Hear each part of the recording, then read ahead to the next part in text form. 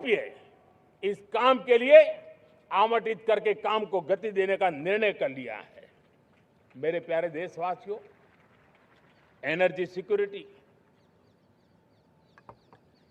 इसका मैंने कहा कि हमें ऑल्टरनेट स्रोतों की तरफ भी पूरी शक्ति लगाना बहुत जरूरी है और इसलिए ऊर्जा का सही इस्तेमाल बढ़ाते हुए भारत इसी दिशा में आज तेजी से काम कर रहा है। 2014 से पहले, मतलब आज से 12 साल पहले, हमारे देश में सिर्फ 70 शहरों में पाइप से गैस की व्यवस्था थी, पाइप से गैस डिस्ट्रीब्यूशन होता था। 12 साल में इन 70 शहरों को हमने 700 शहरों तक पहुंचा दिया है। ये होती है रफ्तार, ये होता है विस्तार। 2014 के पहले मुश्किल से 20-22 लाख घरों में पाइप से गैस पहुंचता था। आज 2.25 करोड़ घरों में पाइप से गैस पहुंचाने का काम हो रहा है।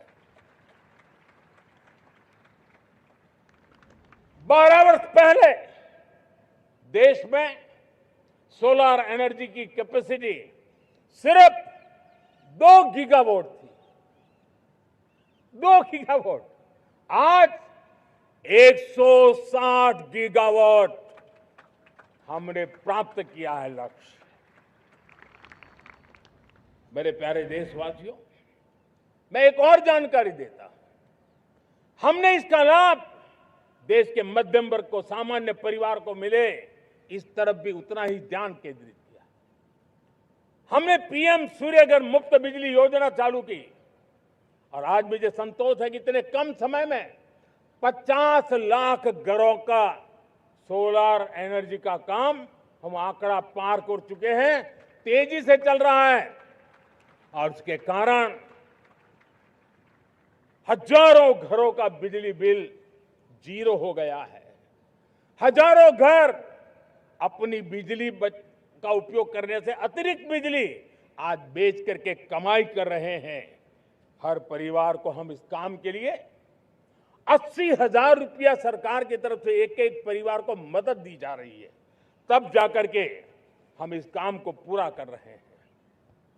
मेरे प्यारे देशवासियों, आपको जानकर के हैरानी होगी, ये जो हमारी रेलवे है उसका इलेक्ट्रिफिकेशन का काम हमारे देश में 1925 में शुरू हुआ था।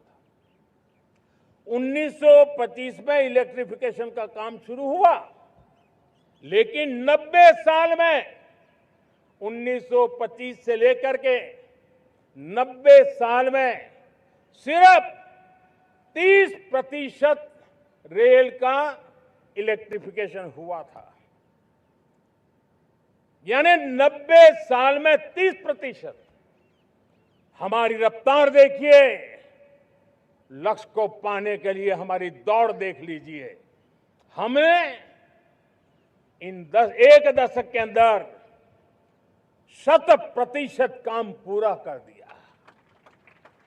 90 साल में 30%, 10 साल में 70%, ये होता है काम।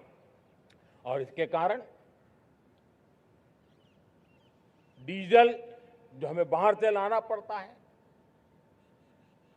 उसकी बचत हुई, बिजली से हमारी ट्रेनें चली, पर्यावरण को फायदा होने लगा।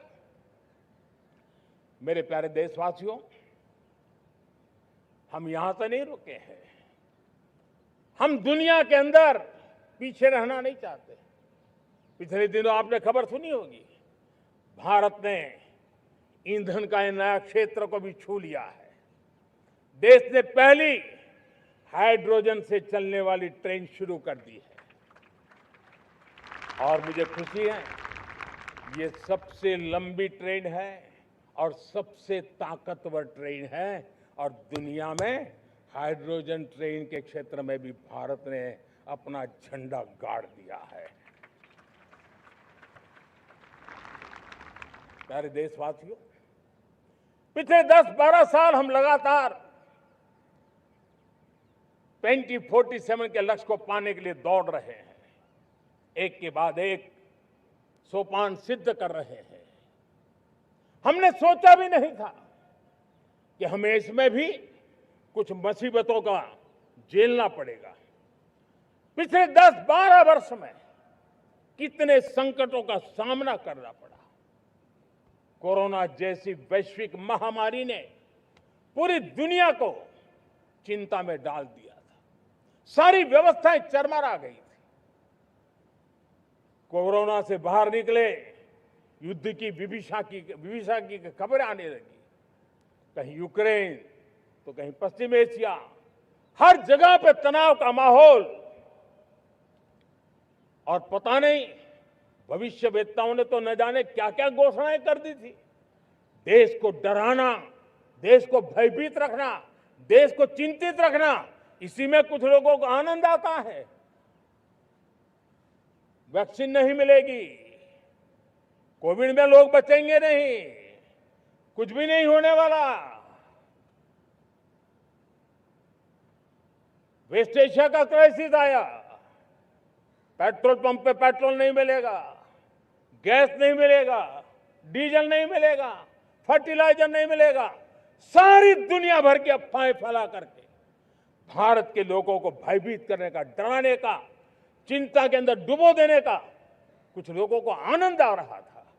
लेकिन देश ने देख लिया कि पिछले 10-12 साल की सुविचारित योजनाएं रंग ला रही है और हम इतने बड़े संकट के बावजूद भी नागरिक देवो भव के मंत्र को लेकर के जीते हुए भारत ने जो तैयारियां की थी, एक के बाद एक कदम उठाया था।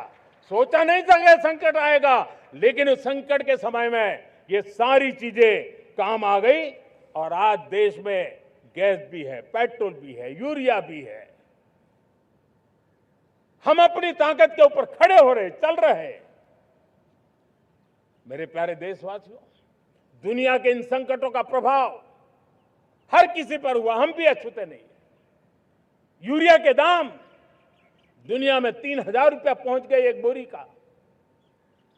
आज भी हम मेरे देश के किसानों को वो बोझ सहने के लिए मजबूर नहीं कर रहे। सरकार अपने कंधों पर वो बोझ उठा रहा है और दुनिया से जो 3,000 रुपया में यूरिया का बोरा हमें मिलता है, वो हमारे किसानों को हम सिर्फ 300 रुपये में दे पाते हैं।